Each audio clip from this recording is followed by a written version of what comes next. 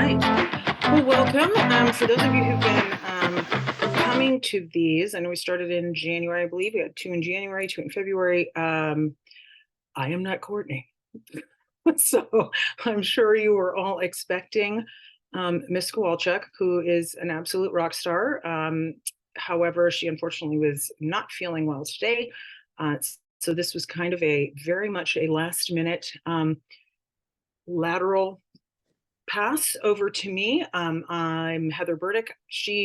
I'm a LMFT, and actually I'm the owner of the company North County Family Counseling Specialists, whom the district is contracted with to provide these virtual parenting academy presentations. Been in the district for about 20, gosh, I'm getting old. Yeah, 20 years exactly. We came in 04. Primarily, our role has been working with special ed students, providing individual, group, and family counseling for SPED kiddos who have counseling written under their IEPs. So a few years back, they approached us about doing these presentations, and we said, absolutely. It's actually born via one of the good things to come out of the pandemic, if we can say that. I know there were a few things, but definitely this was one of them, that, we can reach more people by doing virtual presentations. So here we are. So just kind of want to give you a little background on me. As I said, I'm an LMFT. Courtney's an LCSW. She's a licensed clinical social worker, and I'm a licensed marriage and family therapist. So we have a kind of slightly, in terms of our education and training, it's geared slightly differently, but we all work collaboratively within the mental health field. I have been married for 23 years myself, since the topic is divorce and co-parenting. I myself, however, am a child of divorce. My parents divorced when I was about 2, so I don't really have a recollection of the two of them together. I do, however, have plenty of memories of their interactions with one another subsequent to that. So we'll get to that in a bit. I have 2 sons, both are college aged. So, certainly something I want to lay as a foundational observation before we even get into the meat of the presentation is parenting is a real minefield. It's a challenge. There's a lot involved in this whole gig. And even though there's a billion books written on, best practices and ways to improve, there's a lot of moving parts we have to take into consideration, that being, our own history and childhood and upbringing that individually we bring into the parenting gig, and then the personality and age differences of our children. People who have kids that are a year apart and have 6 of them is a very different dynamic and household than someone who has an only child that's a teenager. So while there's certainly some commonalities that we'll be, discussing here, I want to acknowledge that everybody's family and everybody's home is unique and different and comes with its own, unique criterion that we need to acknowledge when we're trying to, support and help out people who are struggling, because, this is a tough gig. So as long as we kind of acknowledge that about everybody, I think, having a little empathy for people, that this is a tough job, then I think, there's a little less conflict towards people when we just know that it's hard enough with 2 parents at the helm. When you have 1, and then you'll kind of, potentially there's also some conflict on top of that. Boy, does this make that exponentially harder. So that's my little introductory gig. So while this does say, I want to acknowledge that Courtney is who put this together. So forgive me, because, being that I am the one presenting it on her behalf, I may not necessarily be representing her in exactly the way that she would have done it. So that being said, and I'm new, I have not been doing this whole sharing gig for a while. There we go. Can we move it down? We don't even go too big.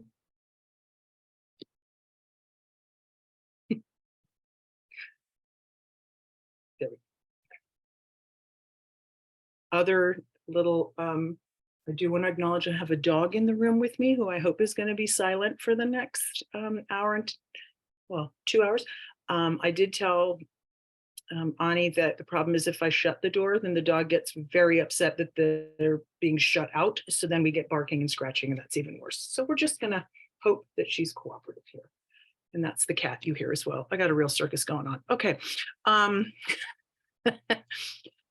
So just to kind of kick things off, I think this is a really compelling quote. The thing that stresses children most, sometimes for many years, is lingering conflict between parents. So there's a pretty significant amount of research that shows that when kids are raised in homes where there's consistent parental conflict that even then persists after the parents are separated and divorced, that can cause some pretty indelible harm to your kids. And when we say physically and emotionally, we're not speaking in terms of abuse, like, you know, that you're physically harming your children. We're talking about things that more manifest physically. So sleep disruptions, appetite problems, headaches, ulcers, anxiety, you know, unfortunately, substance abuse challenges. So these are all, you know, it puts a huge amount of like weight and responsibility on adults' shoulders when they acknowledge that, you know, the second you become a parent, the priority shifts, right? Now it's no longer about you 100% individually. You now are responsible for another human being in this world. And the idea being eventually you're going to launch them into being their own self-sufficient human being. But in the meantime, we got to do this really interesting dance of trying to make sure we, you know, put our oxygen mask on first when it drops in the plane so we get our own needs covered and met, and then we can meet our children's needs. But wish it was that pure and clean and simple, but obviously there's a lot of other confounding factors to consider. So I am just curious in looking at, I think Ani said how many we have here now. I can't tell. We have 51. Oh, 53. Okay. 51. Yes. I'm curious for how many of you are yourselves divorced or divorcing, or perhaps come from a divorced home yourself. And if so, what is your kind of thoughts on just this notion of there being a pretty significant connection between open conflict with your parenting partner and your children's well-being? Oh, I got hands raised. Okay, like I said, bear with me. It's been a long time since I've done this. Oh, no, that's sharing. Got it. Okay.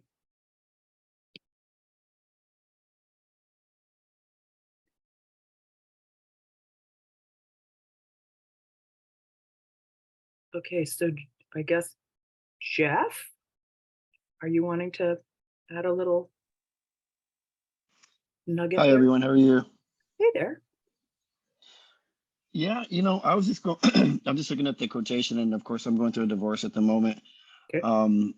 And so I'm learning, you know, the separation between myself and the children, and I can see the behavior changes between the kids.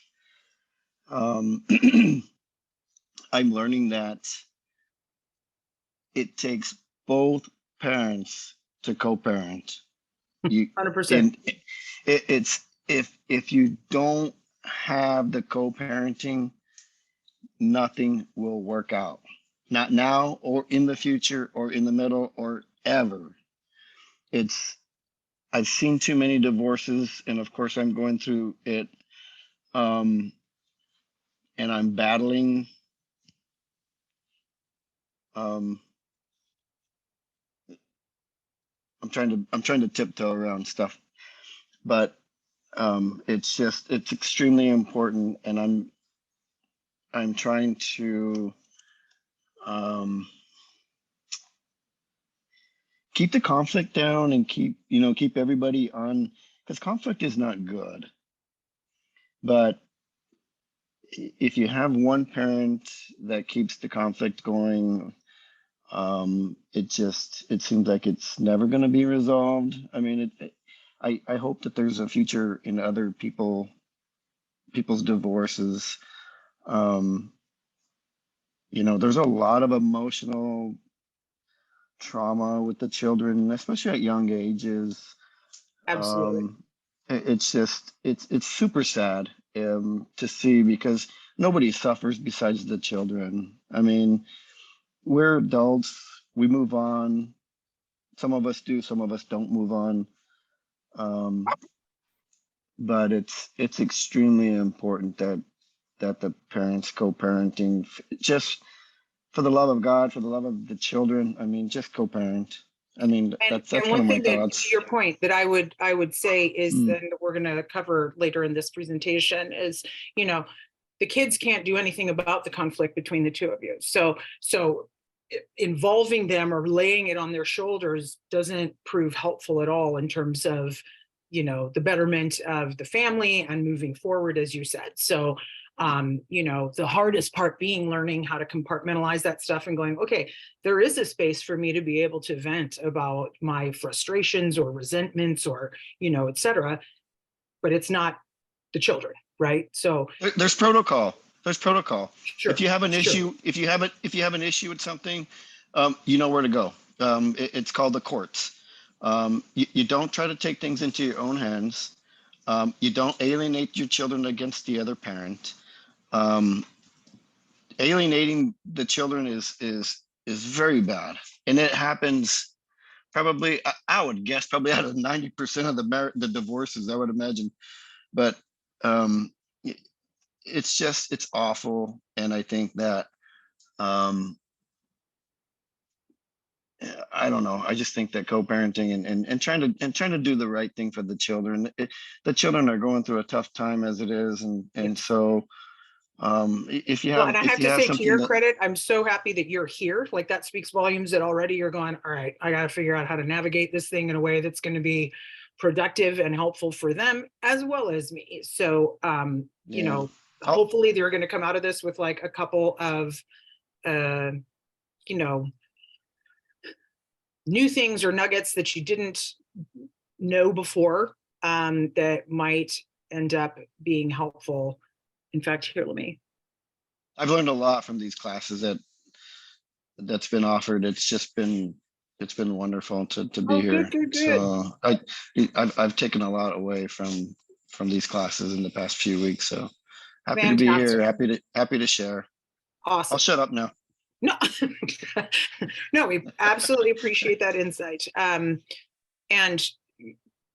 on that note, so, some of the things we want to explore are there's some very unique circumstances involved in co-parenting, and then, as you mentioned, Jeff, like that eventually, it's hard to see the forest for the trees right now. But yeah, I mean, hopefully you have some examples in your life, and I know I certainly do, of families who very successfully navigated divorces. Never easy in the beginning. I mean, it's hell in the beginning for sure. But to see some, like I said, personally in my life, as well as professionally in my practice, but definitely I have a couple of, in fact, that we're still friends with now, who almost were, interestingly, better parents and better friends to one another after the divorce. That there was a lot of stuff, mixed up there, that once it all got sort of straightened out, then that you find joy again and participate in your children's lives jointly. Because we are where we are right now developmentally, but we're going to end up, you got birthdays, you have holidays, you have graduations, you have weddings. There's a lot on the future that you're going to want to be able to, you don't want to just tolerate your ex spouse or your ex partner. You want to be able to actually get to a place of feeling like you can enjoy them again. Maybe not them personally, but like enjoy the occasion, just even with them being there. So that's it. One of the main objectives we want to come out of tonight, as well as gaining a clearer understanding of how your parenting impacts your family pretty significantly. And we're going to talk about some tools, some strategies for managing some of those, maybe, right out of the gate, if you're noticing some like maladaptive dynamics, things that are unhealthy, not really working well for your family, and or that just flat out, they have to change. The way that things were established before for a two-parent household can't continue to be relevant when now I've got two separate houses, different schedules, different parenting styles.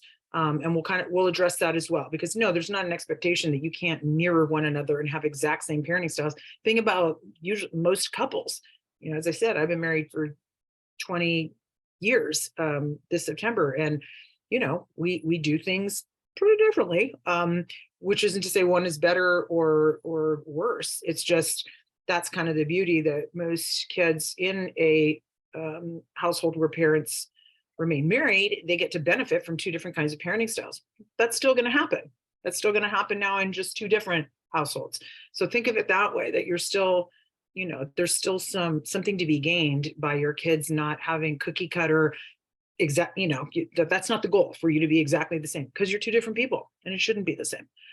And very significantly here, we want to ensure that you're getting support from other families who are walking the walk with you.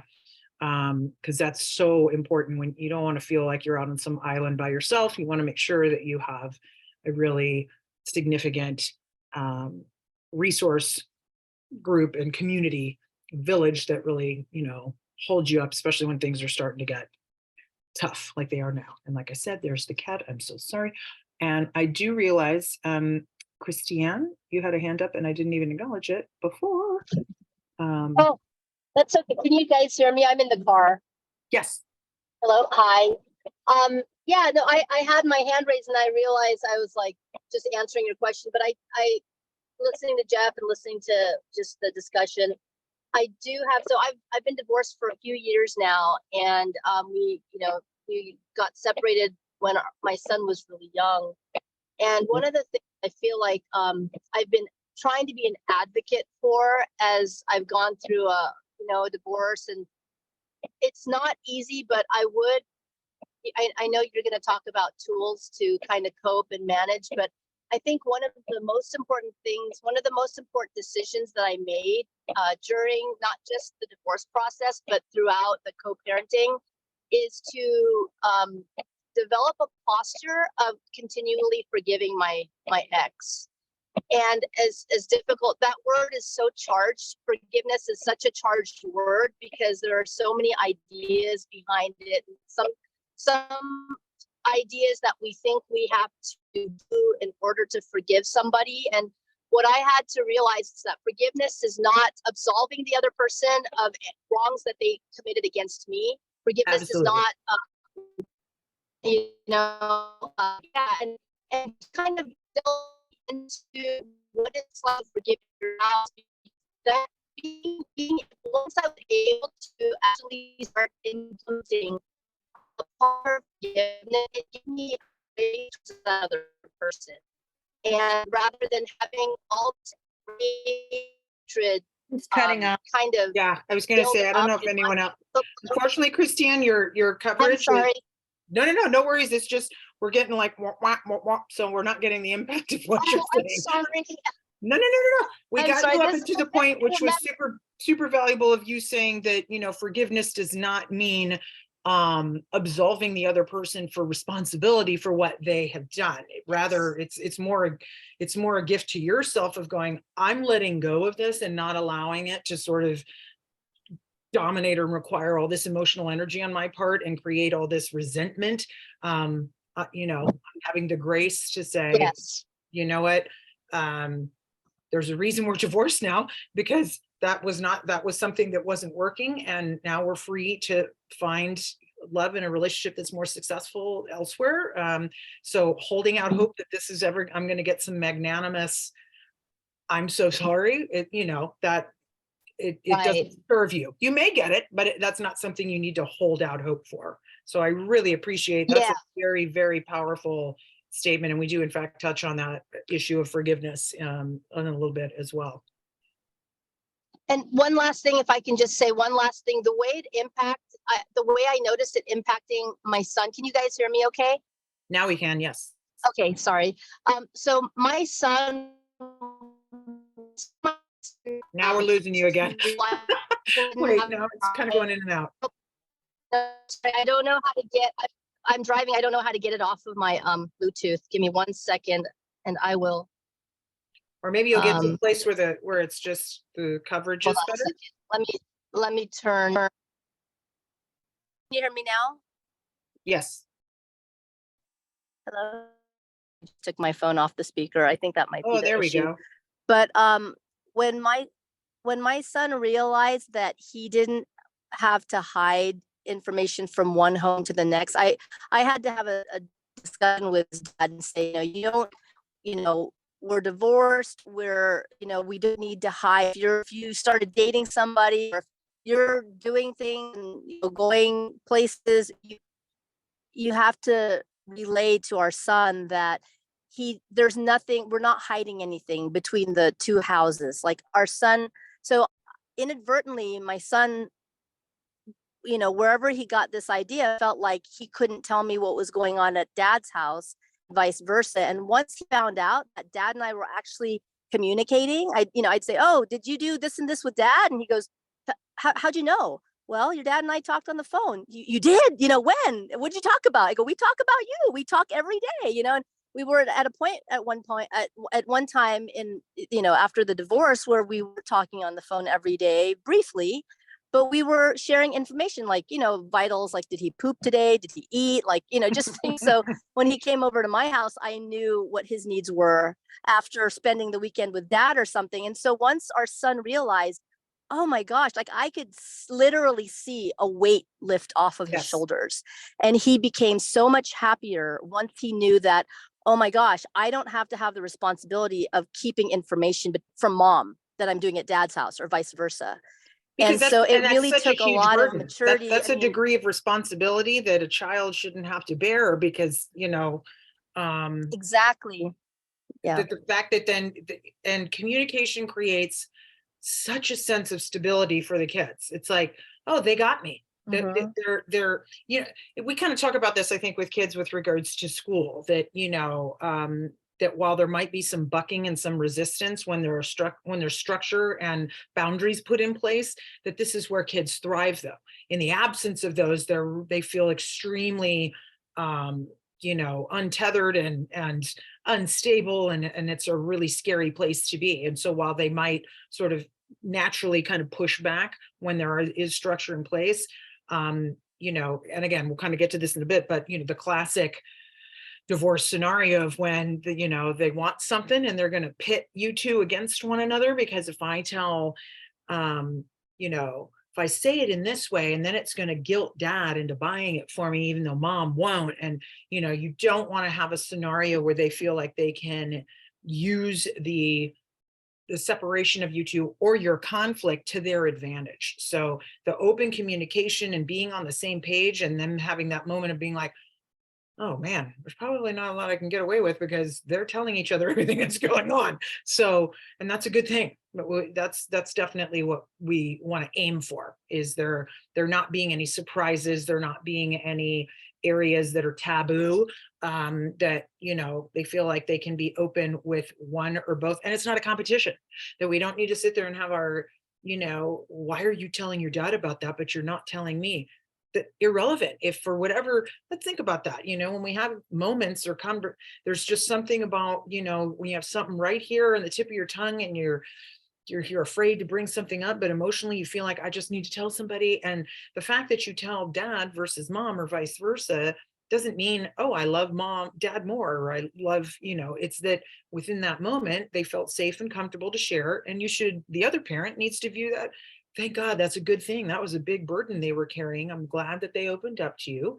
And then, but making sure you compare notes and you say, hey, this is what went down Just want you to be aware, because I imagine it might come up again later, and I want you to have all the information. So I appreciate that observation. Thank you so much, Christiane, and I'm stoked to have your valuable experience to lend to the conversation. Okay, so according to the National Institute of Health, we do know that individuals who have gone through parental divorce, separation, conflict are a lot more likely to develop emotional, behavioral disorder. You know, Jeff said he already is noticing behavioral, acting out on the part of his kids. You see it in poor academic performance. Teachers know very well when they see this sudden, torpedoing in a kid's grades, and then they find out, oh, my dad just moved out, or my parents are getting a divorce. Depression, anxiety, unfortunately, suicidal ideation and attempts, distress that can be manifested, as I referenced earlier, in a lot of other in biological ways, as far as your sleep, your appetite. They might pick up smoking. You have substance abuse, higher risk of getting into substance abuse. So it's not for nothing that, now let me qualify that. It doesn't say will develop. They're more likely to, in situations where that conflict and that divorce is not successfully navigated, which that's kind of the whole point of this entire presentation, is you 100% can navigate a separation and a divorce in a healthy way that benefits the entire family. This isn't just about your kids too. It's also about the parents, your mental and emotional well-being. Because, when you have a high rate of stress, constant stress in your life, and conflict, as it references here on this fourth bullet, cortisol is the stress hormone that your body releases. It's actually very beneficial and useful when you're in situations like, fight or flight. It kind of gives you that extra, it's like that hypervigilance and that extra boost of energy you need. Maintained at a high level chronically, indefinitely, huge impacts on your health. It literally can shorten your life. We've seen studies that people who are in a constant state of high stress have shorter life expectancy than people with lower stress. And this is in studies that look at, people in very high stress jobs, 911 operators, first responders, law enforcement, ER docs. Now, there's people who gravitate toward these jobs because they manage, stress well and can compartmentalize, but that doesn't mean that it doesn't have sort of a longer term impact on them. So, well, again, I'm gonna address this later, but a big part being, you must maintain self-care. If you are experiencing stress, so when you're currently in the process of getting a divorce, I know it's probably the last damn thing you have time for, but you know what, this is where you gotta you reach out to friends and you go, hey, you want to go grab a cup of coffee? Or it's nothing wrong with having a drink. We don't want to have 35 drinks, but if you're like, I need to go and get a glass of wine with my ladies and just sort of, or maybe you go get a massage, you go for a walk at the beach, you go get, your nails did, anything that doesn't always have to cost money, because God knows when you're going through divorce, things can be pretty tight. But there's a myriad of ways that, and everybody's unique and different in how they, what is helpful to them, what provides them with some stress relief and some stress management. So you owe it to yourself and to your children to do that when you're walking through this process, because it takes a heavy toll. I wish I could say that the divorce rate in the United States has decreased over time as we've become so much more self-aware and have, so many more resources at our access with the internet, and with now you have online communities that you can, become a part of to help you through this process, but still stands between 40-50%, which is a daunting number. But again, there's a way that this can be done in a least in a less damaging way. And she did note that it looks like in 2019, only 60% of children live with their married or biological parents, which means typically then they're either like going to live with grandparents, extended family, or only one of the parents and not the other, which was the case for me. I I lived with my mom, and then I had weekend visits with my dad until he relocated out of state, and then I really didn't see him as much. So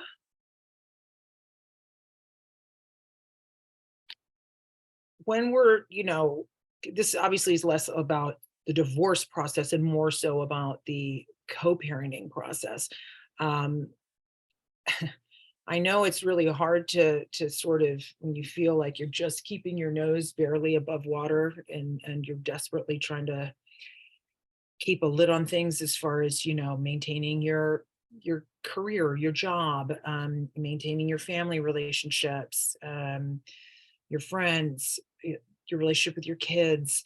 And then on top of this, you're supposed to, be thinking about how can we best co-parent and create a plan when you're like, I'm just trying to, because obviously the day that you, and this doesn't, we keep saying divorce / separation because obviously not everybody necessarily chooses to get married, that are co-parenting kids. But the expectation or being that they're going to be in it for the long haul, right? So when that doesn't pan out, that's like a seismic shift in your whole, it's like the ground falling out from underneath you. You thought, man, we're in it forever. We're going to see our kids through to 18 and launching from the house, and then we get our empty nest phase, and we get to like do our time together. And there's a lot of grief involved in the divorce process, and having to let go of that vision, that this expectation you had for your family and the life that you had been building together, and now it's kind of schisming off and going in a different direction. It doesn't mean that the direction that you're going in is going to be bad or worse than what you had planned with your partner or spouse. It just is going to be different, and having to adjust to that is an ongoing process, both for you and for your kids. So trying to create a co-parenting plan that really hones in on your responsibilities to your kids, and as well as to each other. Who's handling school drop-offs and pickups. If your kids are in sports or activities, which most of our kids are, who's responsible for getting them there, picking them up, paying for them. Some of this, as Jeff had referenced, there's the aspect that is 100% covered by on the legal side, as far as a custody schedule. Some people do the straight 50-50, and then that ends up being like a, you're with dad Monday through Thursday morning, and then you're with me, or like they do it the school week, where it's like you're with one parent Monday, Tuesday, half of Wednesday, and the other parent Wednesday, second half of Wednesday, Thursday, Friday, and then you alternate weekends, and then you have to address holidays. And then there's, celebrations that come up or unexpected things. So having some kind of a plan, even while the divorce process is continuing, because boy, those can be lengthy and expensive. It's pretty, it will help you navigate this significantly if you can come up with a co-parenting plan. And maybe initially when you're first divorcing, things are way too conflictual to try to like sit down and have a civil conversation about this. So maybe the easier way to do that sometimes is just like sending things like on an email, like, here's the schedule, I can cover these, does this work for you? I think a huge thing of ensuring is that, you don't want to undermine the other parent's authority, particularly in front of other people, but most definitely in front of your kids. You got to remember that um, your children's mom, your children's dad will be their mom and be their dad for the rest of their life. You making uh, insulting and undermining comments about them in front of your kid, or even in front of, the teacher, the your neighbors, your, you know church members, this just erodes their, it kind of has a twofold negative effect. It's sort of, it doesn't necessarily reflect positively on you when that kind of vitriol and that sort of really, understandable, but that kind of nastiness is so close to the surface. Um, it's important that when there are concerns, maybe that you have because, this is difficult to navigate. And if there's something that comes up that you're bothered by all means, you don't want to ignore it. You want to make sure that you bring it up and say, listen, I understand you were like 30 minutes late to pick him up yesterday. What's going on? What's going on there? And might be, oh God, I ended up having a flat tire, or I ran out of gas, or whatever it might be.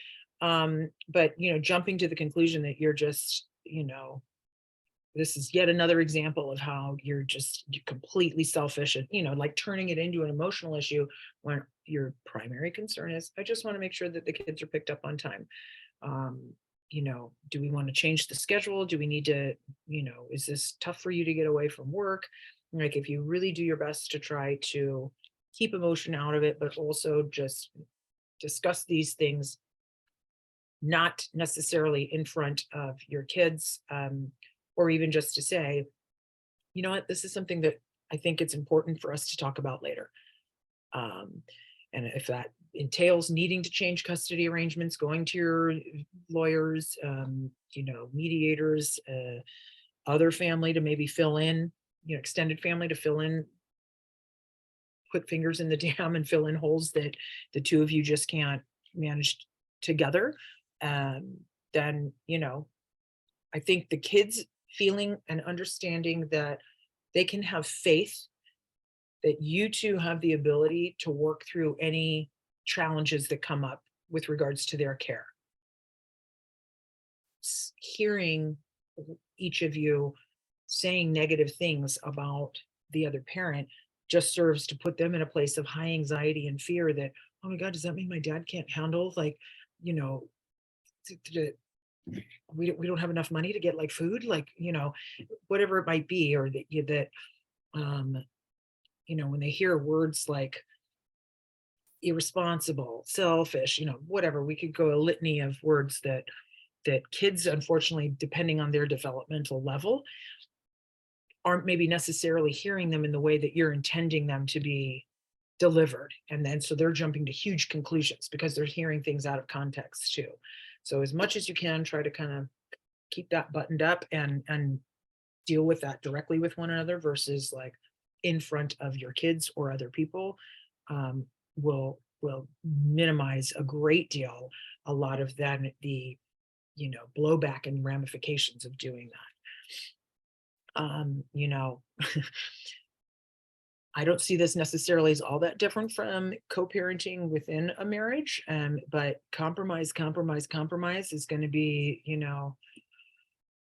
the big word in a divorce and separation process. So ensuring that each of you, it's important. It's again, it's like I said earlier, it's not a competition. You should be just as invested in the healthy navigation of this divorce of your ex as you are your own, because that has a direct impact on your children.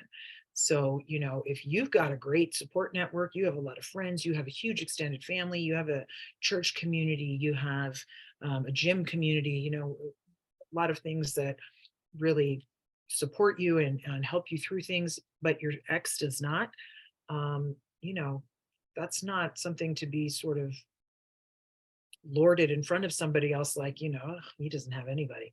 That's not a good thing. You want to maybe try to make some suggestions or plug them in, and whether that's, you know, maybe you should get some therapy, or join a you know, a divorced dads group, or, you know, that would be a great place for you to kind of get some support. And um, but compromising is going to be a huge way that, you know, it can't be all or nothing.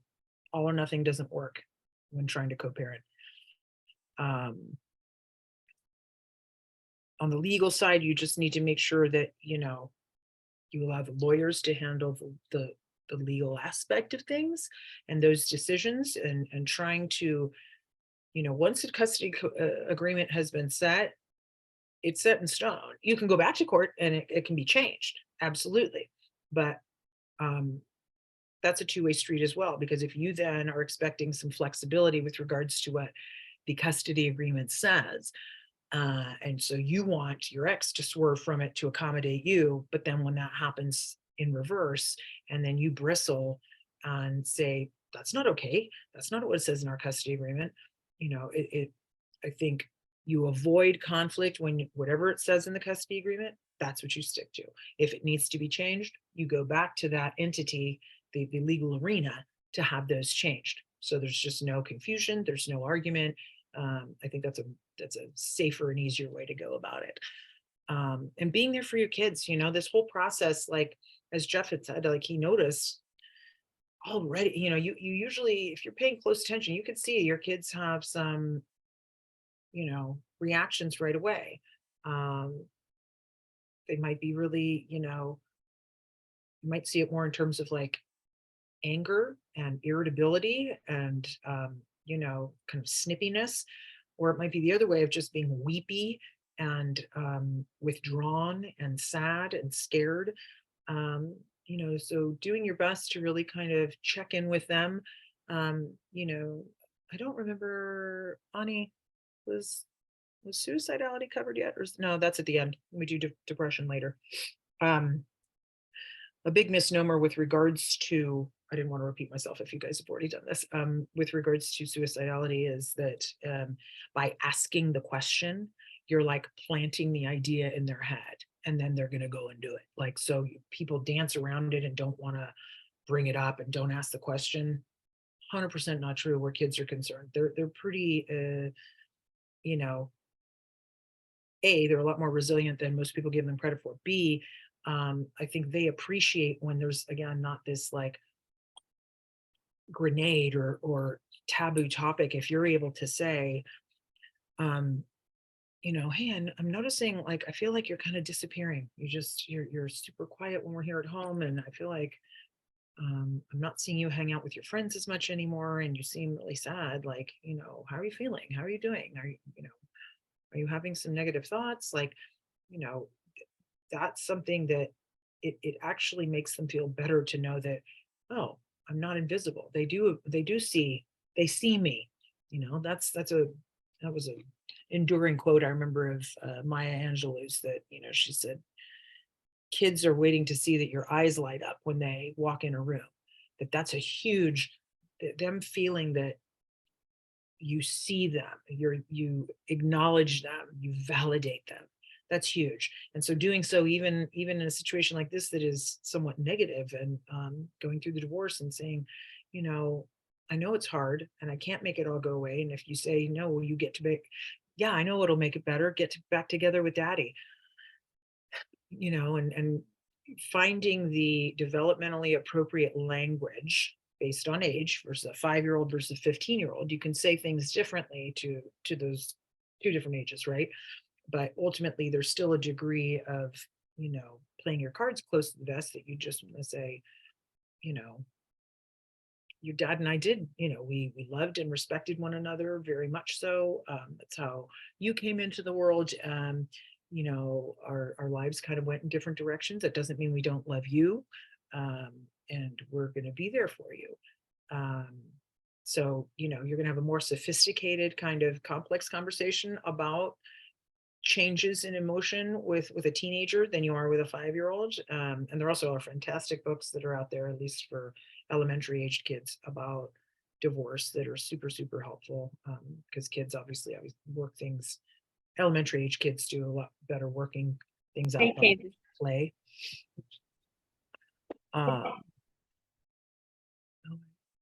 Sure.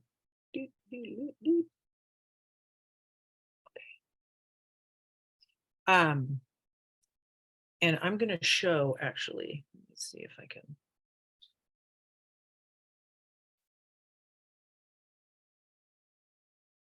I don't know how I move. There we go. Because I had pulled it up. So talkingparents.com is this really valuable resource. So here's their homepage. Y'all can see this, right? It's coming through. Okay, good. So this is an entire site dedicated to co-parenting. So if you haven't seen this one yet, Jeff, highly recommend it. But for all of you, there is an actual pricing, like you can join it to help with like, so there's this free side. So this allows like messaging between you and your ex or soon to be ex that keeps it out of like, your personal texts. And so there can be records of things because, people, when it comes to changing custody arrangements, et cetera, or pickups, drop-ups, et cetera, then it increases. There's like a premium version and a standard version. My bigger concern was that there's all these wonderful parenting resources. So they go and there's like these fantastic articles about navigating co-parenting, dealing with a non-responsive parent. There was stuff down here about like what I'm looking for. Hey, can I chime in real quick? Absolutely. We're on this Talking Parents app. Nice. My soon to be ex. But as I said previously, if you don't follow custody orders from the judge, if you disregard everything in the system, you can be on 5 Talking Parent apps. But if you don't follow the rules of the court of the custody order, and you think that you're immortal from the judge and so forth, it doesn't matter whether you're on Talking Parents or what have you. So that's just kind of my thoughts about this. We were ordered to use the Talking Parents app. We're there. It's just a form of to communicate, I guess. However, no judge in 4 years of my divorce proceedings has ever commented on any document, text message from Talking Parents. Just an FYI kind of thing. Okay. I would say, like, as I said, my bigger concern as I'm scrolling through this, I feel like A, the community, and B, the articles with regards to kind of like presenting some kind of, because insights on things like, when you have a student athlete and, so you've got all these activities you have to manage, talking about like starting conversations regarding, our kids want to go to college. Like, how are we negotiating paying for that? Which, yes, that comes under the umbrella of the legal arrangements. Let me give you an example. Let me give you an example. Okay. If I sent my ex a message regarding my son's health, how's he doing? Is he sick? Because you said he's sick. And then the conversation reverts to another topic, and it diverts from the topic of being sick, then it's a useless tool. The tool is only useful how you use the tool. So that's just kind of my 2 cents. I'm sorry to chime in on that, but no, I mean, I don't have experience using it, so that's helpful to know that, it might be helpful for some and not for others, for sure. I think to me, it's a waste of $10 a month. I'm on it. She's on it as well. It's just as I Even said, like, in have 4 you guys years, used any of the like parent articles or parenting resources? Have those been helpful at all?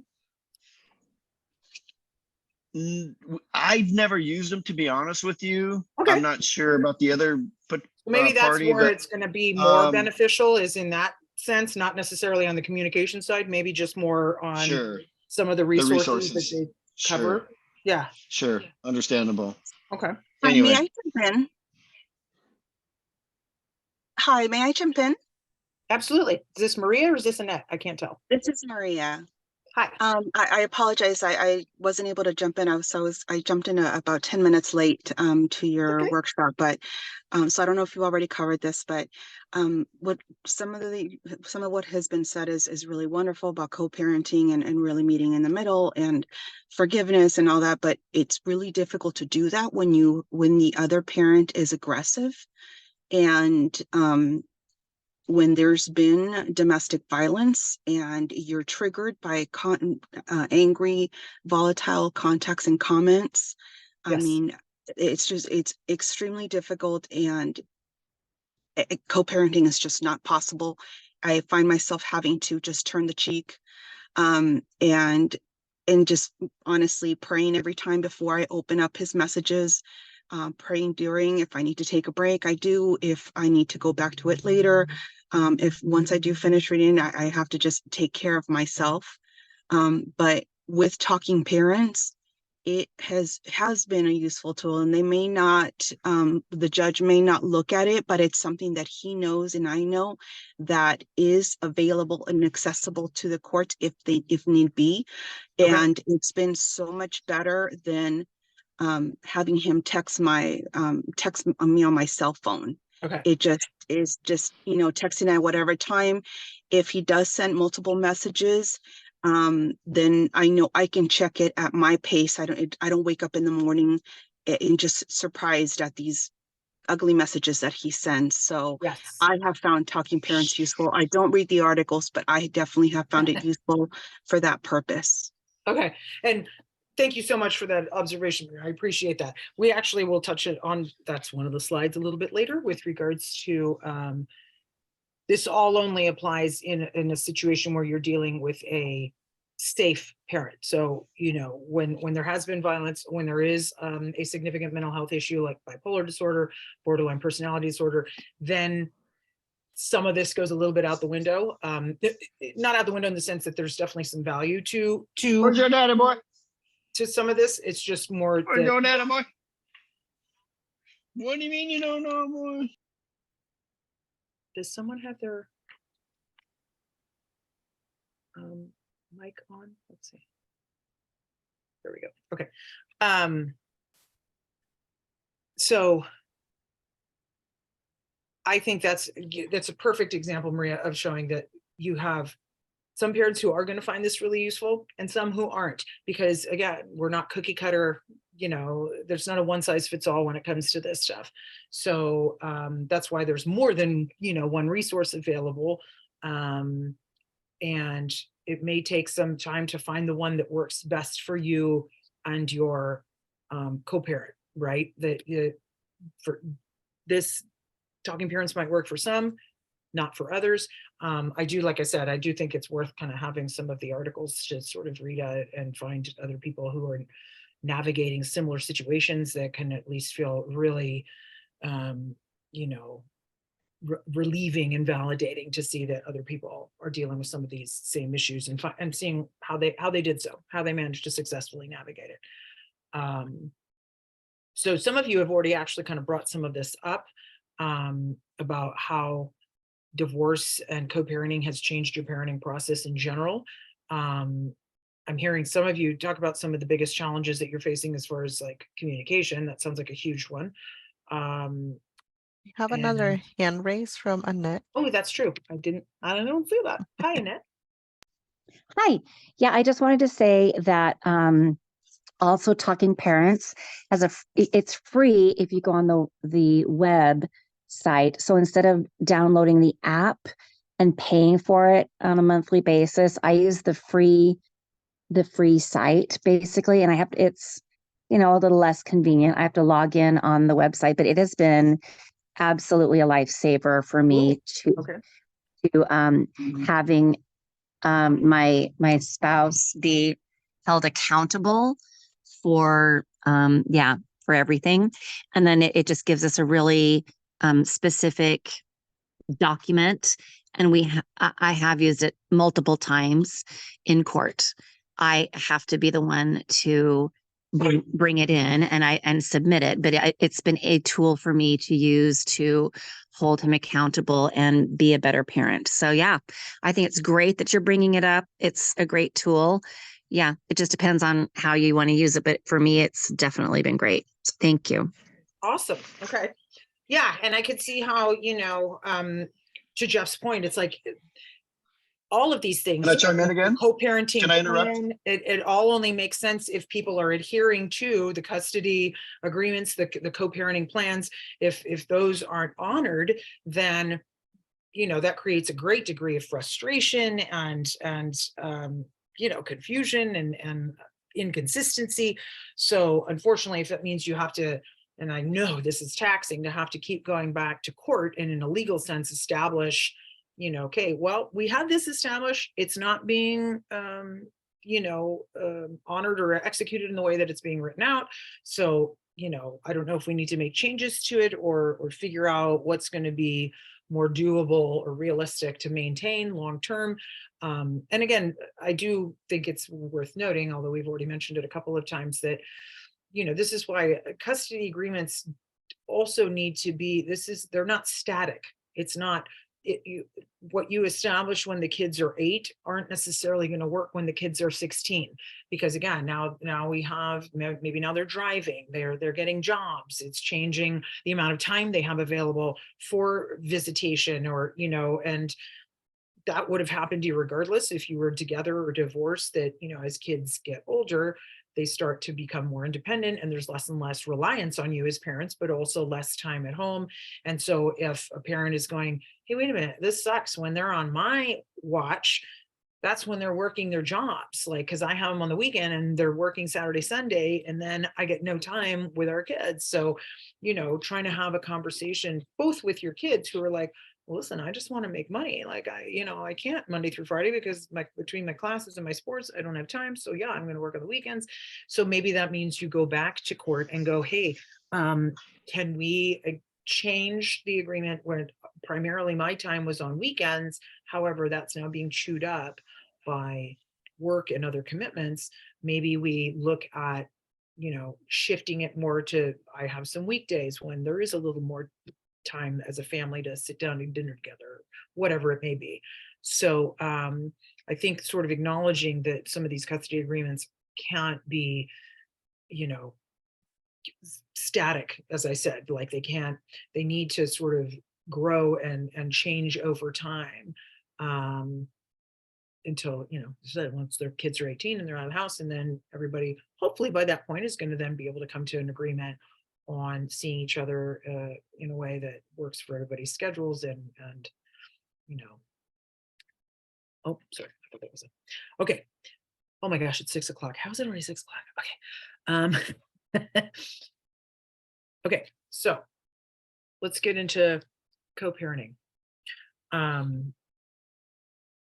So this is saying approximately a third of divorced parents have high levels of ongoing hostility and tension. That feels a little low to me, but I feel like it might be a little higher. But this is what's referencing to what Maria brought up. But like,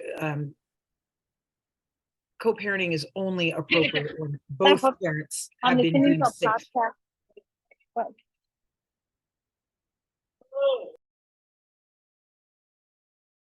Sorry, so that's someone had a comment.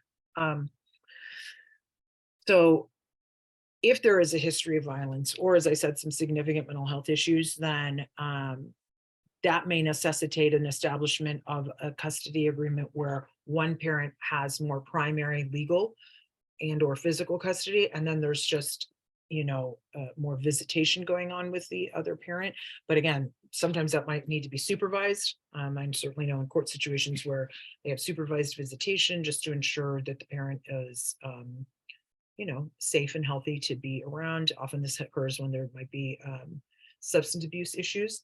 You know, you obviously don't want to send your kid over to see mom or dad if they are under the influence of drugs or are drunk in the middle of a Thursday because they are struggling with alcoholism and not quite at a place yet where they've managed to secure their sobriety and they still need some support.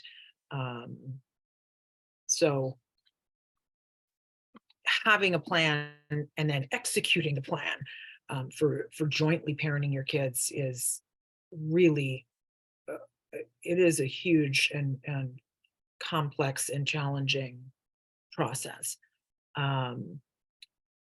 Is defined as the joint reciprocal involvement of both parents in education, background, and decision-making about their kids' lives. So, you know, when you have cooperative parents, they're going to prioritize things like their kids' well-being, and continuing to maintain and create a really constructive, positive relationship between the two of them. And it just means you're going to have to, that compromise word comes up, and flexibility. You're going to have much more flexible boundaries than you perhaps did when you were together. I made a note here that I wanted to make sure to bring up in regards to the co-parenting kind of, you know, issue. That you definitely want to avoid a situation where you are punishing your kid for perhaps being closer to one parent versus the other. Right? So I think that when it comes to this, again, addresses that developmental or age issue. When we're younger, you know, when we're preschool, early elementary, we tend to kind of be a little more tightly bonded to moms just because that has, you know, developmentally, we need a lot more nurturing and support. But that can certainly shift based on gender of kids, personality of kids as they age. You know, one kiddo kind of clicks with one parent a little more and the other kiddo clicks with the other. I think it's so important as co-parents that you don't punish or hold a kid responsible for naturally gravitating towards one parent versus the other. Maybe one, you know, communicates in a similar way to them, so they're going to be more inclined to want to go to that parent. You definitely want to avoid vilifying your child and creating this, you know, you're going to sort of further distance yourself from your kid, kind of the opposite of what you're trying to do, right? In this co-parenting process where you're vying to have, you know, equally gratifying relationships with your kids. But if you're putting them at odds because you're blaming them for, you know, oh, well, you take your mom's side or you support her more. And it's like, well, no, it's just easier for me to talk to her. Like, I don't love her more or less than you. Like, it's just, we all have different relationships with one another.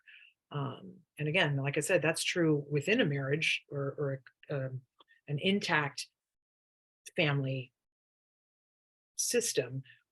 Why can't it also still be true then in a separated or divorced family system? Okay.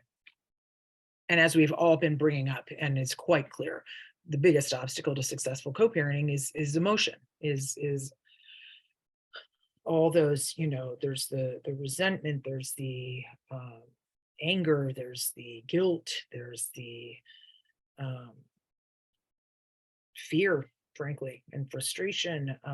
So trying to keep that stuff in check while also going about the job of navigating your kid and trying to support them through their lives, you know, doing homework and, you know, problem solving social dramas that come up, you know, and obviously this gets put on a whole nother plane if you're dealing with kids who, as I said, are in special ed, if they have their own educational challenges or mental health issues or it just kind of ramps up the tendency for emotion to get in the way of you making clear and supportive decisions. So the contradictions that we had brought up, as we said, are if there's a history of abuse, if there is a refusal to communicate, then trying to co-parent with somebody who 100% shuts the door and refuses. And this is addressing some of those mental health issues. A big thing in this case, you know, it's interesting. We in divorces, you know, lawyers tend to be viewed as sort of the experts in this situation. Like, okay, well, they're going to handle the legal particulars of the dissolution of our marriage and the financial aspect and the custody arrangements. What's compelling to me is how there isn't then usually equal priority given to involving an expert in the mental health and emotional side of things, which are equally as impactful and you know, devastating during this time. So, you know, ensuring that you're getting help for all parties. Now, obviously, you don't have any control or influence over your ex partner, but maybe making suggestions like, hey, I'm going to go ahead and get some individual therapy for myself, or I'm thinking about, you know, getting some support for the kids, you know, coming to an agreement that maybe if we're going to get, you know, do family therapy for the kids or group therapy that they can for divorcing families, and that they can get the support that they need. That when you try to keep things focused on the children, not on each other, it's not about me, it's not about us, it's about our kids. They seem really distressed right now. I think this is something that would be helpful to them. You know, ideally you can be able to negotiate and navigate those things with one another, but if it's too emotionally charged, and that needs to shift over into the you know, something like a Talking Parents app, or you know, hand it off to the attorneys to figure out a way to ensure that you're jointly providing the support that they need, which we know means both financial, you know, paying for that therapy, but also driving them to and from it, or whatever.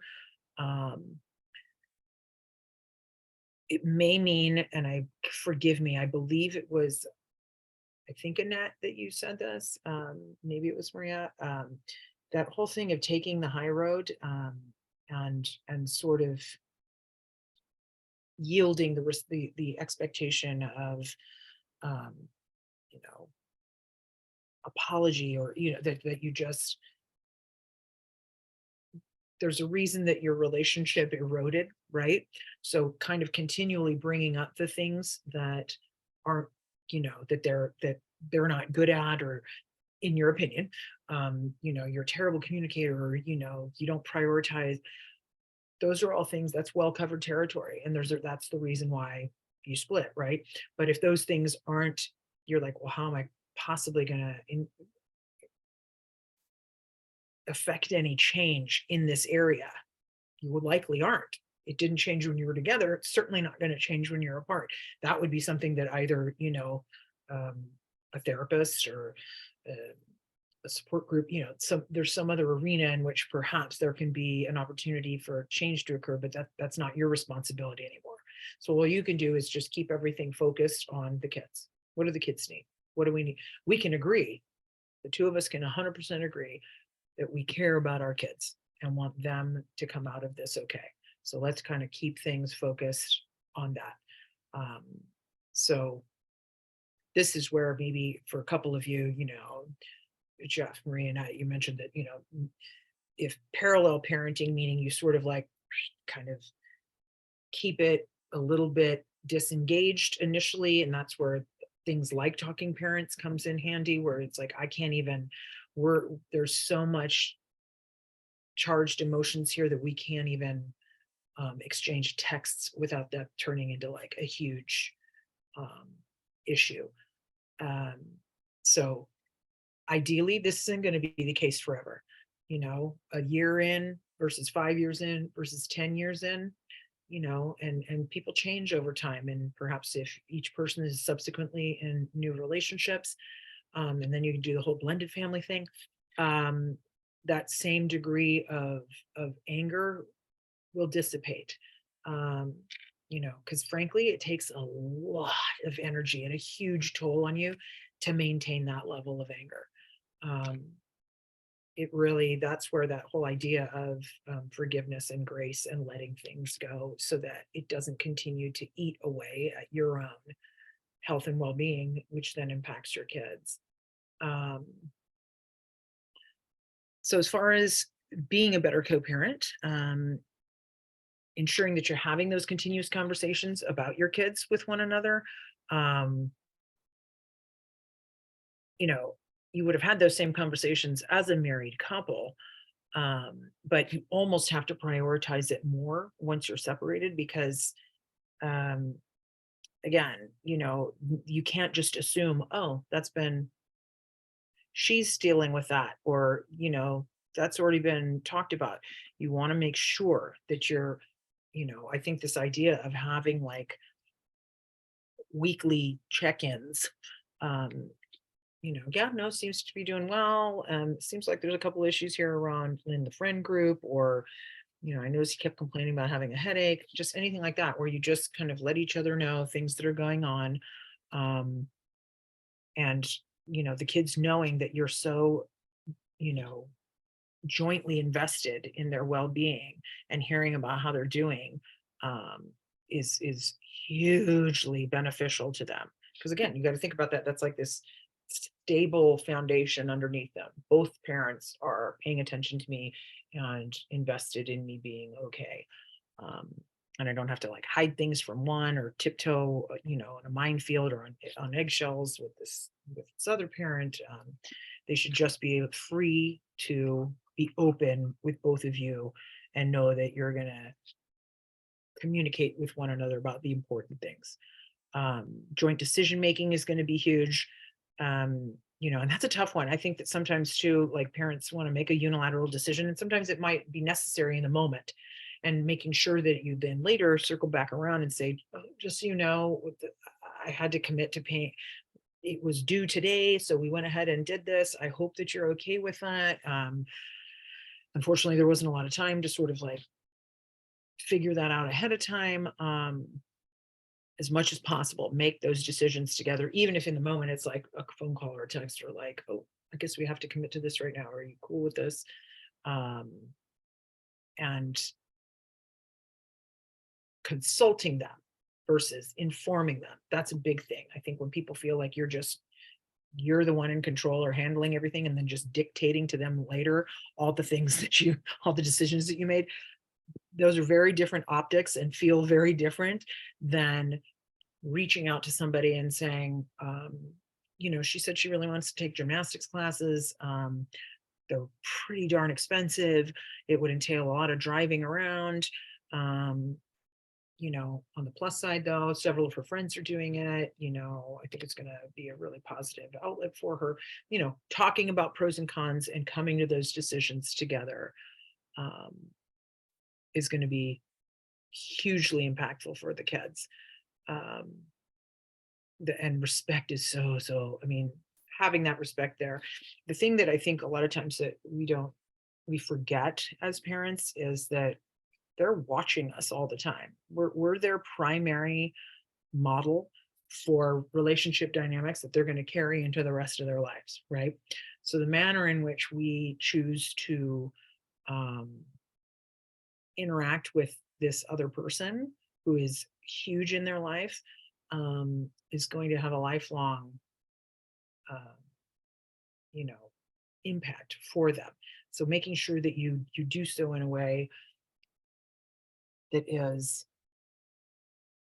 respectful and avoids, even though, I mean, this is the hard part, right? Even if there's like a lot of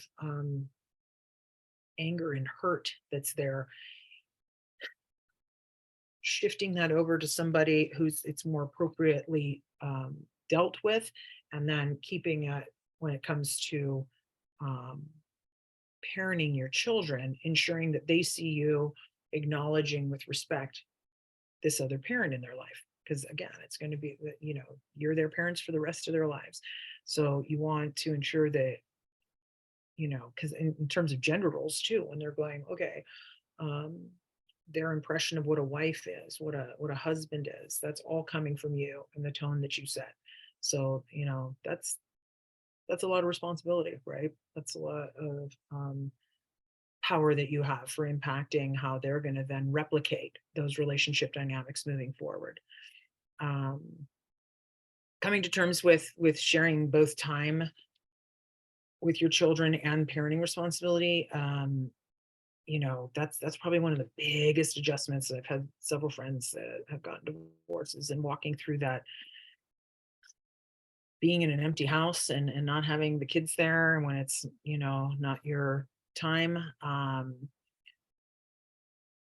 You know, there's things can go awry a lot of times when we make our kids responsible to bear like the emotional void that's been left by our partner not being, or, you know, our spouse not being there anymore. So, you know, shifting your perspective to acknowledging that, like, having a little bit of a break, giving how taxing and difficult this is, and knowing it's just that, it's just a break. Kids are going to be coming back.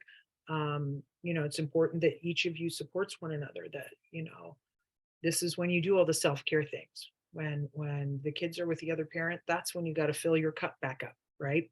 So that you have the energy and the availability to be there for your kids on the other end of it when they come back to you, right? These might seem pretty obvious, but co-parenting is definitely not putting your needs first. It never was, right? This says this is nothing to do with divorce or separation. This is that the minute you became a parent, you then kind of slotted second to your child's until they're at a place where they can be independent and self-sufficient and are off doing their own thing. It's not staying negatively engaged with your former spouse because you can't let go of those past issues and the things that were wrong with the marital relationship. That's why you're not together anymore. And there's kind of no need to try to drum that all back up and suss that out when there's no intention of trying to get back together, right? That's kind of dead and buried. And now let's move forward and form a new family, a new dynamic for us where we're separate, right? But equally invested and involved in our kids. I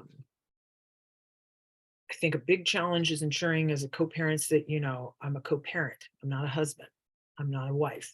So there's a lot of stuff that then no longer is relevant, right? That those roles entailed a whole different host of behaviors and emotional responsibilities that aren't there anymore, okay? And co-parenting definitely is not a vehicle or a way to get back together with the other parent. Certainly too, there's the whole, you know, you want to avoid any kind of commentary on the other person's new relationship. And, you know, that's probably one of the most emotionally charged areas, I think, when maybe you're still single, but your spouse, your ex now has a new person in their life. Trying to look at it as, hey, you know what, there being more positive support people in my kids, in our children's lives is a good thing. You know, when you have more teachers, more coaches, more school counselors, more, you know, your pastor, your neighbors, etc. Like, the more support people involved in our kids' lives, the better. You may have an opinion about whether you like this person or not, but as long as they're, you know, an appropriate or respectful, not, your kids aren't going to see respect, but, you know, an appropriate person to be involved in your children's lives. And, you know, when it comes to blended families, that's when you start kind of getting into like, okay, I'm not trying to replace this person, your mom. I'm a stepmom. I will stay in my lane. There's things that you definitely, I would never, you know, step on anyone's toes and try to handle. I am available to like drop off, pick up, like, you know, I want to support everybody, but making sure not punishing your kids if they're like, oh, I really like his new girlfriend, and that it's okay for them to like this other person. Again, it's not a competition. It doesn't mean that they like you any less or love you any less. You will always be their mother, their father. It just, you know, we have room in our hearts for lots of love, lots of support people. So trying to remember that and not turning it into, you know, a pissing contest is huge with regards to co-parenting. So to your point made earlier, it isn't about you or them, that the forgiveness of your ex is the most effective manner of ensuring a positive outcome on the other end of a divorce process, a separation process with your ex. And as, forgive me, I feel like it was Maria, Maria or Annette. Forgiveness does not mean you're absolving your ex of responsibility for the things that they did, that the harms that they caused you, right? It's more that you're letting go, that you yourself, you're forgiving them and moving forward. We now are in a new chapter of our lives. We're not going to stay with each other, and I don't need to hang on to all this anger and negative emotion, because it just complicates things and makes things far worse, right? You do need to have an outlet for that anger. There needs to be a place for you to process this stuff. That's where that therapy comes in. That's where, like, you go, you know what, I'm going to join a pickleball league, or I'm going to join a gym. I need to have a space to like dump all this negative emotion and put, you know, maybe channel it into something positive. Who knows, maybe that'll end up being where you meet your new someone special, right? Staying in this negative, angry place and being holed up at home, and that's not going to be good for anybody. And again, like I said, your kids are watching you. They're seeing how you are walking through this minefield, and so, you know, they want to know that you're going to be okay. They don't want to see you be bitter and resentful and in this negative place. They want to see joy reflected in your life, and know that there is a positive light at the end of the tunnel, so to speak. Oh, Maria, yes, I see your hand. Yeah, hi, thank you. I just wanted to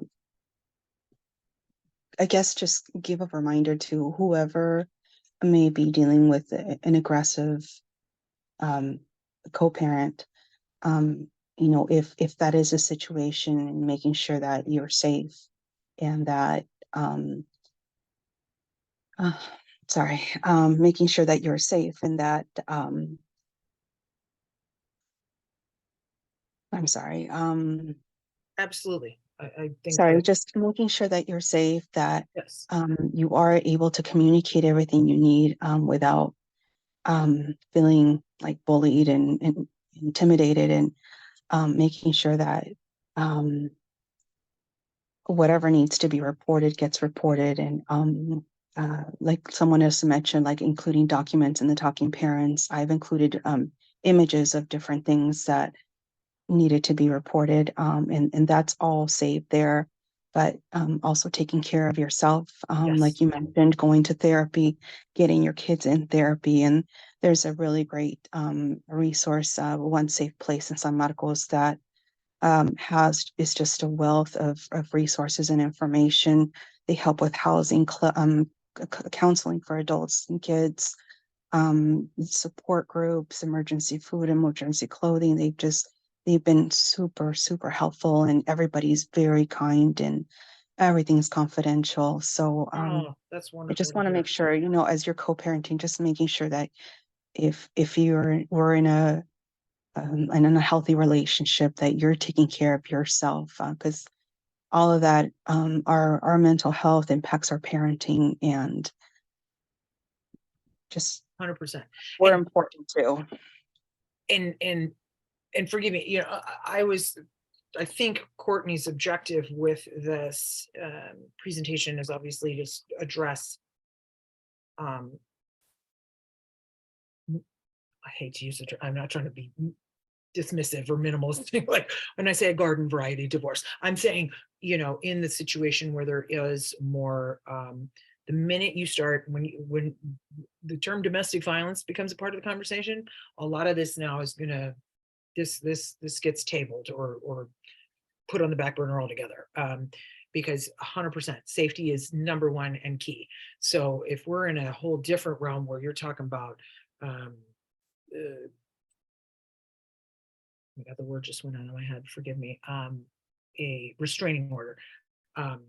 When you have law enforcement involvement, because when threats are being made, when you need to literally escape to a place that, a location that your former spouse is not aware of, that's a whole different, we're in a different realm there, right? Because then you're not co-parenting. Then it's, I'm parenting on my own and trying to protect my children from the potential harmful, aggressive influence of their other parent. And, I have a bias being a therapist, and years ago, I used to work at a DV treatment program. I do believe that people have the capacity to change, and that unfortunately a lot of this is hugely cyclical. The volume of domestic violence perpetrators who come from domestic violence households from their own childhood it's insanely high. It's something like 90%. I don't quote me on that. I need to look up more recent statistics, because since I'm out of that field, I don't know the exact number, but it's extremely high, right? There's a huge correlation. When that's what you grow up with, unfortunately, you end up emulating it. So there's a lot to be learned in terms of anger management and appropriate boundaries and conflict resolution that can be taught. That's minus an overlay of substance abuse, addictions or mental health issues. So unfortunately, a lot of those can be all muddled up. And then you have a real, like cocktail that's very dangerous. So 100%, I don't want anyone thinking that I'm like you trying to like compromise and be flexible with somebody who is threatening to harm you or the kids. Okay, now the rules have changed. That's when yes, we're going to get law enforcement involved. We're going to prioritize our safety. So I'm not going to communicate to you where I'm going in order to ensure that we're safe. So that is on a whole different level. And there are, as you said, there's a lot of resources available to you. Gosh, back when I worked at the I, which was in Escondido, we had a women's shelter that was for DV victims. Because not to imply that it's 100% female, male to female. It does sometimes happen the other way, but there was a predominance, this particular shelter of women with kids. So, co-parenting normally is messy and awkward and hard and a challenge to keep separating out some of that emotional baggage.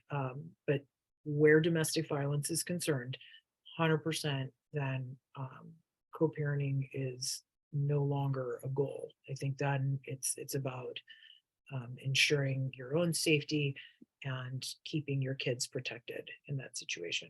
And that may entail, if there's been CPS reports made in the past, et cetera, and there's a history there, then that'll ensure that you're going to get the necessary resources to get you through this difficult patch. But I can tell you again from personal experience and professional experience, seeing that you can come out on the other end of that in a healthy, positive place. So if I may, I'm going to pick back up here. This is where the whole letting go concept. Oh, I'm sorry. I keep realizing I'm shifting up when you guys see this. rehashing the past, leaving the angry voicemails, venting about your ex in front of your kids, trying to get that last word in. I'm so invested. I'm right. They're wrong. You know, talking over one another. That's a huge thing. People like there's no listening going on. These are all things that you just want to try to avoid like the plague as much as possible. Is even though this person can push your buttons like nobody else, but taking that bait and getting into that ugly place, again, is so harmful to you and to your kids. I think that, you know, taking a posture or position of like, I need to be open to learning and accepting any kind of, you know, teachable moments that because this is a whole new area, you know, that you didn't expect. This isn't where you thought you would end up, right? This isn't where two people who started off in love and you know, hope and excitement about their future, and then unfortunately because of various circumstances that are, you know, unique to each individual and people, they get to this place where they realize, you know what, we're going to be better for ourselves and for our kids no longer as a couple. So you know, being able to get to a place of being like, okay, can we just agree that what we do care about more than anything is our children?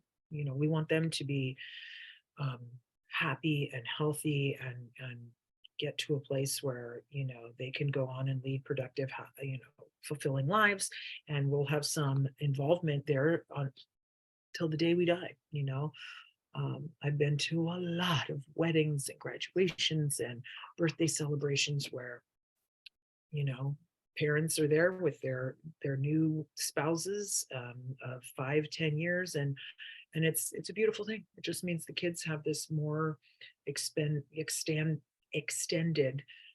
larger family, larger, you know, more colorful support system for them, right? So get just making sure that you can get to a place of agreeing around parenting issues, and maybe sometimes that is going to mean that you bring in a third party, an objective third party, a mediator, lawyers, going through things like talking parent, like anything that can help you kind of cut through all that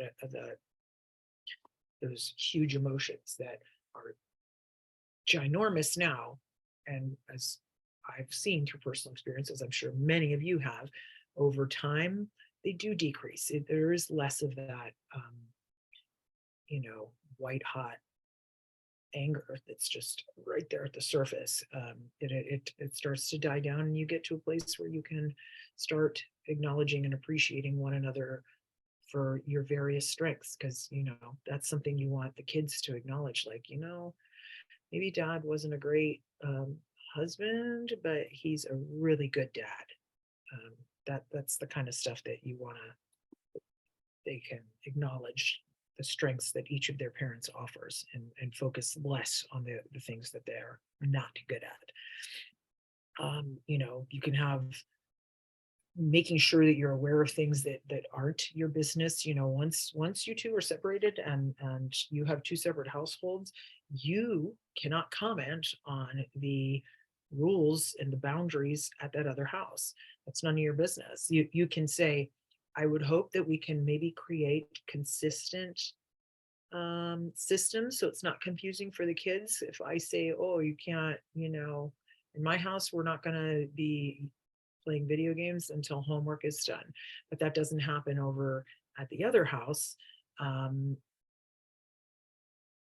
You fighting that when that's not your home, that's not your arena.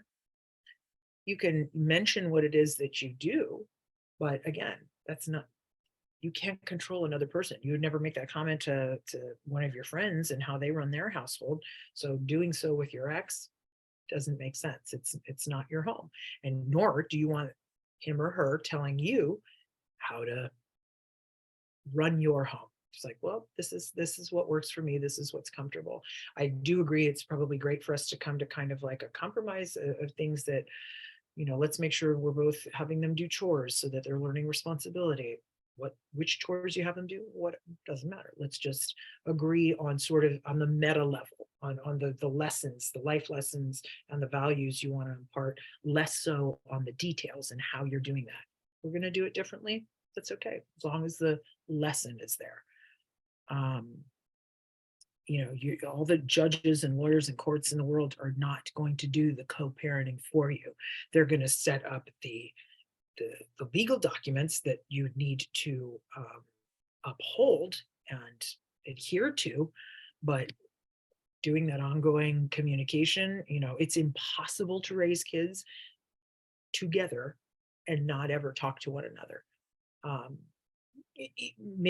not necessarily saying that's going to be face to face, but like communicating with one another in some capacity has to occur for there to be a consistent structure for your kids. So if you know you need to bring in a counselor or a mediator, there are, if you're familiar with mediators, they kind of do this thing where they just sit. They're not a lawyer, but they will hash out agreeable arrangements or plans for you, and it kind of help. They cut through a lot of that can go on. This is where I do think it's important that, you know, being able to have an arena to address some of that fear, whether that's in therapy or support groups or even just with, you know, friends or family that you can vent with and sort of share some of this anxiety and you know, figuring out why am I so upset about this? What is it that I'm most worried about here? And what am I scared is going to happen, and trying to get to the root of that and figure it out so that you can then continue to parent your children collectively in a way that is going to be most beneficial to them. You know, and I think the thing that most hurtful part, and the thing is to remember, you know, you're not lovers anymore. You're not spouses. You're co-parents. And so there's like, as I said, there's a whole arena of things that you no longer, you did have intimate knowledge of this person in this way, but now you kind of need to shift into no longer addressing that aspect of your relationship, because it's not applicable anymore. And instead it's almost like you kind of are approaching this as like a business arrangement. You know, we co-own this business, we co-own these children together, and let's come to some compromised agreements for how we want to parent them. And that, you know, in your work life, in your professional life, your career, your business, you don't have all that emotion or those inappropriate, there's things you would never bring up in the office or with a coworker. And you maybe, if you kind of think about your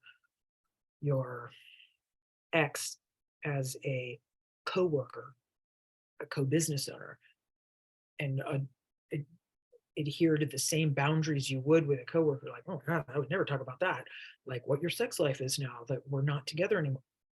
That's taboo topic. That's not appropriate. So manage yourself in the same way so that you kind of avoid those, as I said, those grenades that can kind of like really blow up and turn into much bigger things and distract from the core issue, which is parenting your children together.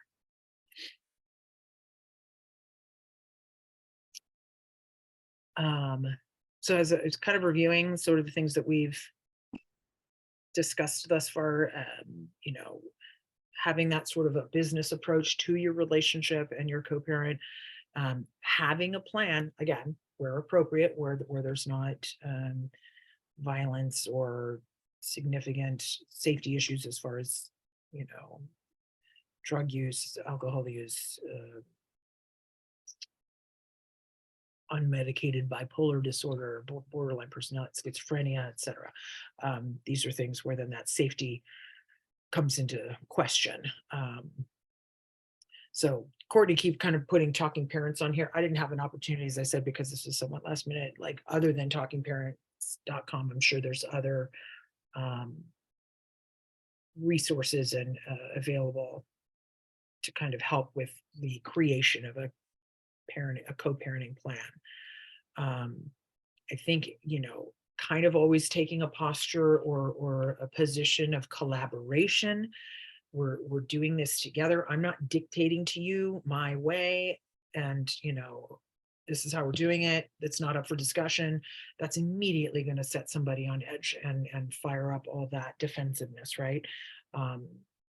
This is where that whole respect concept keeps coming back. You want to ensure that you are providing space in any decisions that are being made for your ex's input and concerns, so that when decisions are made, it kind of weighs all the factors in. So consultation versus and collaboration is kind of like the name of the game.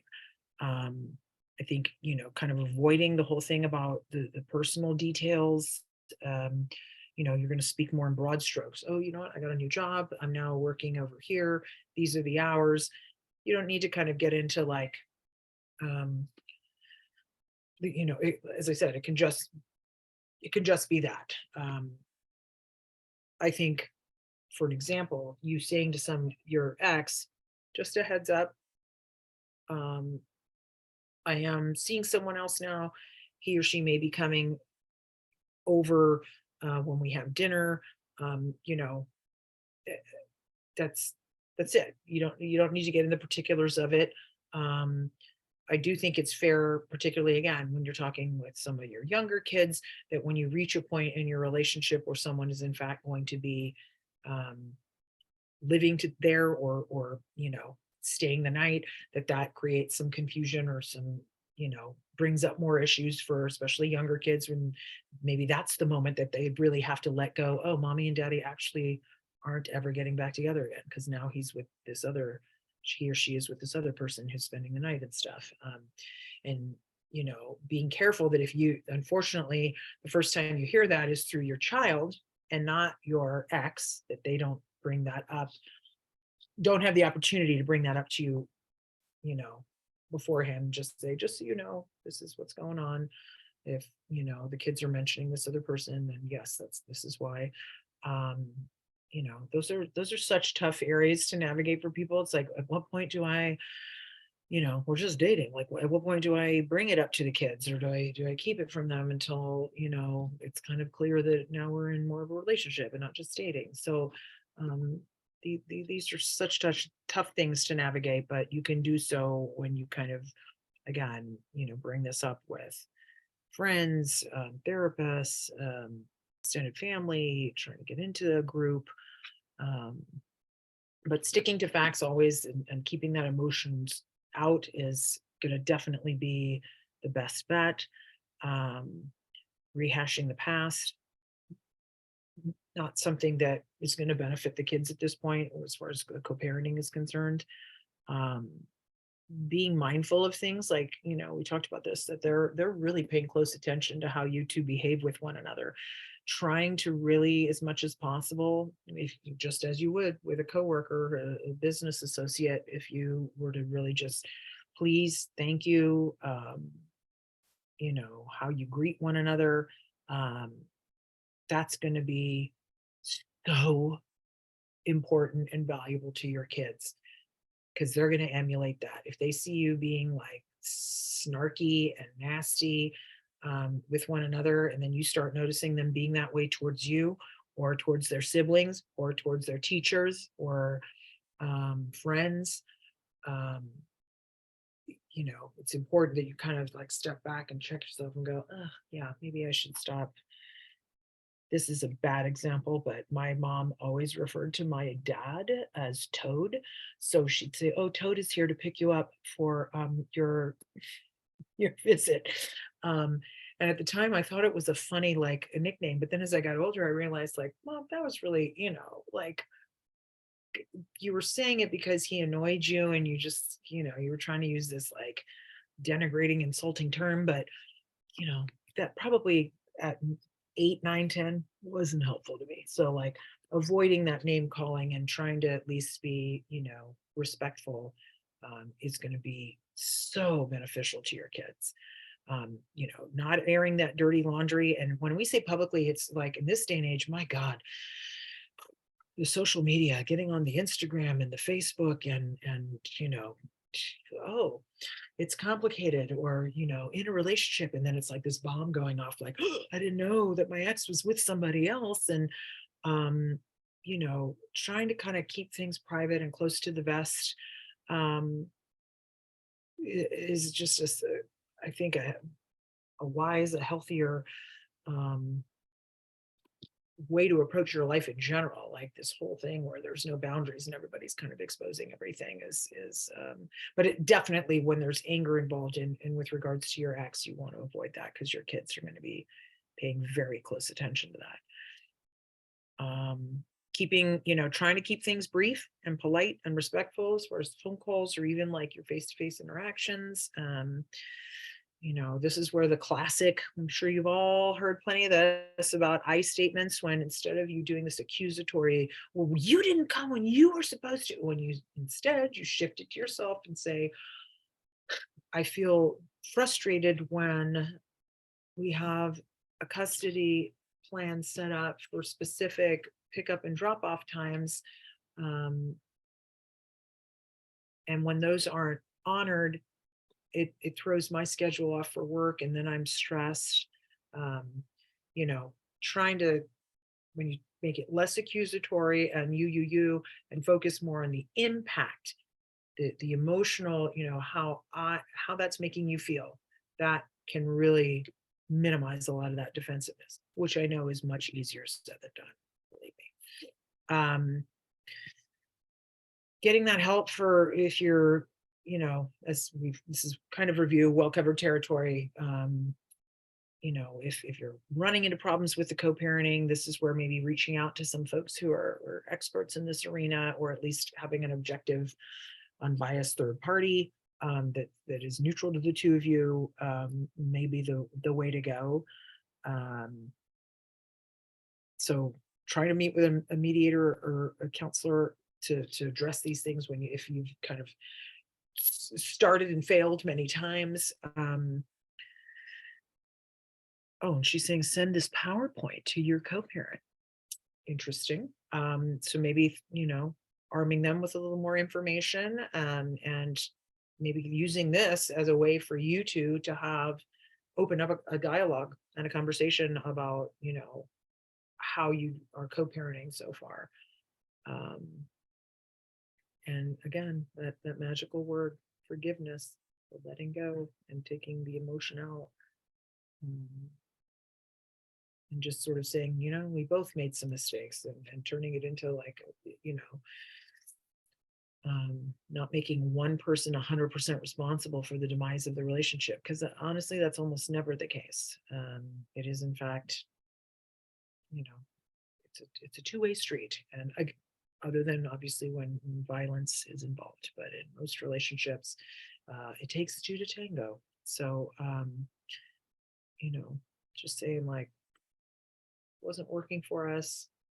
I don't need to hold on to the anger about that. We're going to move forward and do our best for the sake of our children to let go of some of that, all that anger and hate, and which unfortunately it's sad that it moves on to hate for some people, and just prioritize your kids. Okay, and here is Courtney's contact information, because I wasn't actually able to change the the slides.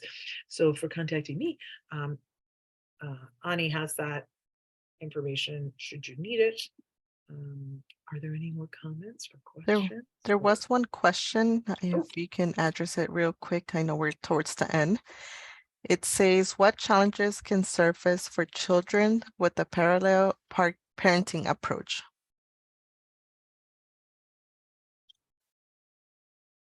Big thing with the parallel parenting approach that I think you want to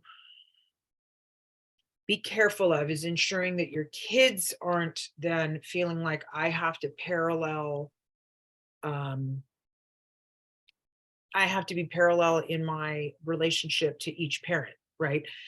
The parallel parenting is in with regards to you and your ex with each other. This doesn't mean that your kids have to stay in these silos for how they interact with you. This kind of touches on the thing that we're talking about, where it's like, if they then feel afraid of saying like, oh my God, when I was at dad's, we had such a fun time. We went to, and then if they see a look on your face or an expression that sort of tells them, that's not okay. I don't want you having a good time when you're with your dad, or, you know, it really puts them in, it can create a lot of anxiety and a lot of fear if they feel like there's these taboo topics, or there's things that they can't bring up with each of you. You as parents are doing this with one another because you have to remain sort of, you know, if collaboration is a real challenge for the two of you, and you're just going to stick to more of a very, you know, brief, polite, respectful, but just like separate kind of parallel parenting approach, that's not how you want to approach your children. And you don't want them getting the idea that that's how they have to interact with each of you. If that makes sense.